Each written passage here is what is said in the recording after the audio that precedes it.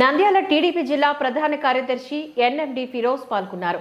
ఈ కార్యక్రమంలో IMA president doctor Vasudharani, doctor Sridevi, doctor Arifa Banu, doctor Eswari, doctor Haritha, doctor Radhika, కౌన్సిలర్లు శ్రీదేవి, జైనాబి, మాజీ కౌన్సిలర్ మామిడి ఉషారాణి, జనసేన నాయకురాలు జయంతి, జ్యోతి, రాయలు, నాగరత్నమ్మ పాల్గొన్నారు। ఈ సందర్భంగా వారు మాట్లాడుతూ మహిళలు అన్ని రంగాల్లో రాణించాలని, మహిళల శక్తి ఏంటో చూపించాలని హితవు పలికారు।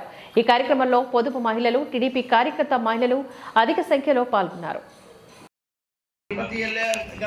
ఎవరన్నా హైదరాబాద్ నుంచి వస్తే, విజయవాడ నుంచి వస్తే ఇక్కడ నైట్ స్టే చేస్తారు, కానీ అన్నం దొరకదు ఇక్కడ, ఎందుకంటే 10 o'clock క్లోజ్, కానీ వైన్ షాప్ ఎప్పటి వరకు ఓపెన్ ఉంటుంది? 11 o'clock వరకు, 12 వరకు ఓపెన్ ఉంటుంది। ఎవరన్నా సెకండ్ షో నుంచి వస్తే కూడా అన్నం దొరకదు, అట్లా ఉంది ఈ పరిస్థితి।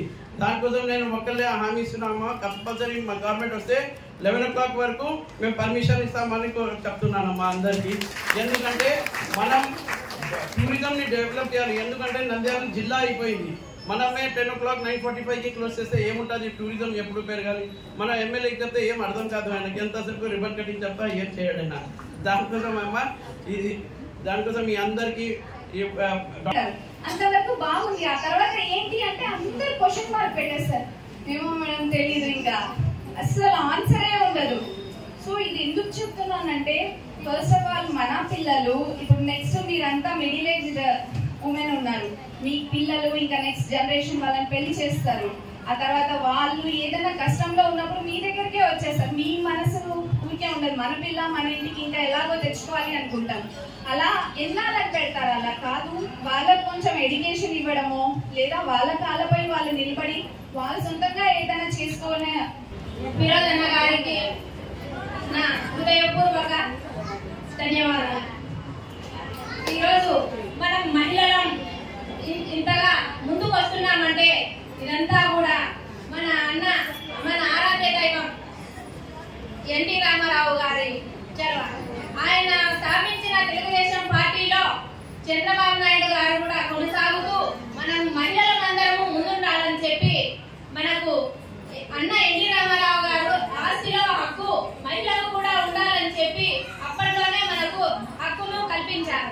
ఇప్పుడు చంద్రబాబు నాయుడు గారు 20 సంవత్సరాలకు ముందు నుండే పొదుపు సంఘాలను ఏర్పాటు చేసి మనకు బ్యాంకుల ద్వారా రుణాలను ఇప్పించి అపర భీష్మాచారి లాంటి మన ఫరూక్ సార్ గారిని గెలిపించుకుంటే, ఇక అర్ధరాత్రి అయినా సరే మన ఫిరోజ్ అన్న గారు తలుపు తడితే చాలు, మా అన్న ఇంటి పెద్ద కొడుకులాగా వచ్చి మీకు సహాయం చేయడానికి ముందుంటారు। మేనిఫెస్టోలో జనసేన పార్టీ అధినేత పవన్ కళ్యాణ్ గారు, మన నారా చంద్రబాబు నాయుడు గారు కలలకు రెక్కలు అనే సరికొత్త పథకాన్ని కూడా ప్రవేశపెట్టడం జరిగింది। ఈ పథకం ఏమిటంటే, ఇంటర్ పూర్తయిన ప్రతి ఒక్క మహిళ పెళ్లిళ్ళు చేసుకుని ఇంట్లోనే ఉండిపోతారు, కానీ వాళ్ళ కళలను నెరవేర్చుకోలేక కళలతో రాజీ పడుతున్నారు। అలా రాజీ పడడానికి ఇక వీలు లేదు, నేనున్నాను మీకు ఆర్థికంగా సహాయం చేయడానికి అంటూ మన నారా చంద్రబాబు నాయుడు గారు, జనసేన అధినేత పవన్ కళ్యాణ్ గారు ఈ పథకాన్ని తీసుకొని రావడం జరిగింది। ఈ పథకంలో ప్రభుత్వం బ్యాంకులతో అనుసంధానమై బ్యాంకు దగ్గర మనం రుణం తీసుకుంటే ప్రభుత్వమే హామీగా ఉండి రుణానికి వడ్డీ లేకుండా మనకు సహాయం చేస్తుంది। మరి అంతేకాకుండా ఈ పథకం కింద ప్రతి ఒక్క మహిళ ఇంటర్ పూర్తి చేసుకున్న తర్వాత స్కిల్ డెవలప్మెంట్ కింద ఎక్కడైనా కానీ మన దేశంలో మనకు వచ్చే విద్య గురించి మనం శిక్షణ పొందాలనుకుంటే ఏ రాష్ట్రానికి వెళ్ళినా కానీ మనం శిక్షణ పొందే విధంగా కూడా ప్రభుత్వం ఏర్పాటు చేస్తుంది। మరి ఈ విధంగా తెలుగుదేశం ప్రభుత్వం అప్పటికి ఇప్పటికీ ఎప్పటికీ మహిళల పక్షపాతిగా ఉంటుంది మన తెలుగుదేశం ప్రభుత్వం।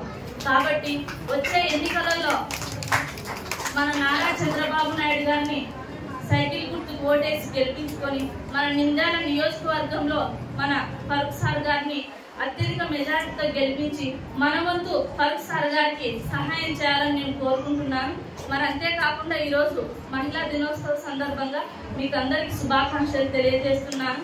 మన కన్నీటి చుక్క ఎప్పుడైతే కింద పడిందో అప్పుడు మన శక్తిని కోల్పోతాం, అందుకే మన కన్నీటి చుక్కను కిందికి రాకుండానే మన శక్తిని పెంచుకుంటూ